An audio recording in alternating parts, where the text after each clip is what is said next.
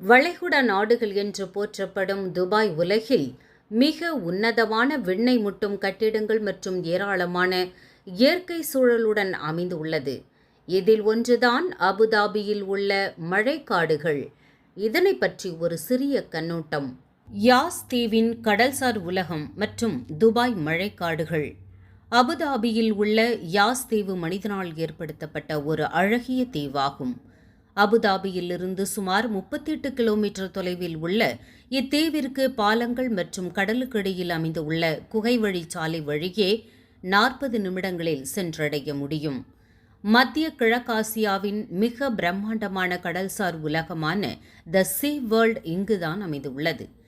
கடல்வாழ் உயிரினங்கள் தவிர்த்து ஏனைய கடல் சார்ந்து வாழும் உயிரினங்களும் இயற்கையாக சுற்றித் திரியும் காட்சிகள் இங்கு கிடைக்கின்றன. துருவ பிரதேசங்களில் காணப்படும் பென்குவின், சீல், வால்ரஸ், பல்வேறு கடல்சார் பறவைகள் மற்றும் விலங்குகள் அதற்குரிய சுற்றுச்சூழலுடன் இங்கு வாழ்வது ஒரு சிறப்பம்சமாகும். இங்கு கடலுக்கடியில் நீச்சல் உடையுடன் சென்று கடல்வாழ் உயிரினங்களை கண்டு ரசிக்கலாம். கண்ணாடி தள படகுகளில் சென்று காலுக்கடியில் நீந்தும் ராட்சச மீன்களை பார்வையிடலாம். மழைக்காடுகள் இதேபோல் துபாய் மாலிலும் ஒரு காட்சியகம் உள்ளது. ஆனால் அது யாஸ் தீவில் உள்ளதை போன்று பிரம்மாண்டமானதாக இல்லாவிட்டாலும் தற்போது புதிதாக மழைக்காடுகள் எனும் பகுதி சேர்க்கப்பட்டுள்ளதால் அதுவும் பார்வையாளர்களை ஈர்க்கிறது. செயற்கையாக ஏற்படுத்தப்பட்ட குழு குழு மழைக்காடுகள் இடையே நடந்து சென்று பல்வேறு விலங்குகளை காணலாம். அருவிகள், ஓடைகள் ஆகியவற்றை ரசிக்கலாம். சாரல் மழையில் நனையலாம். கண்ணாடி தளத்தில் நடந்து சென்று கீழே நீந்தும் முதலைகளை பார்க்கலாம்.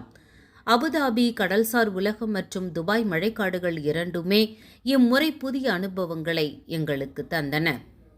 நன்றி ஆரூர் அரவிந்தன் அவர்களுக்கு.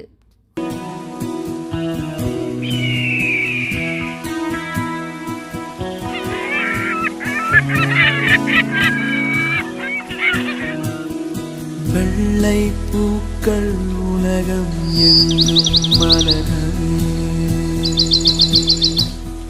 விடியும் பூமி அமைதிக்காக விடிகவே, மண்மேல் மஞ்சள் வெளிச்சம் விழுகவே, மலரே சோம்பல் முறித்து இழுகவே,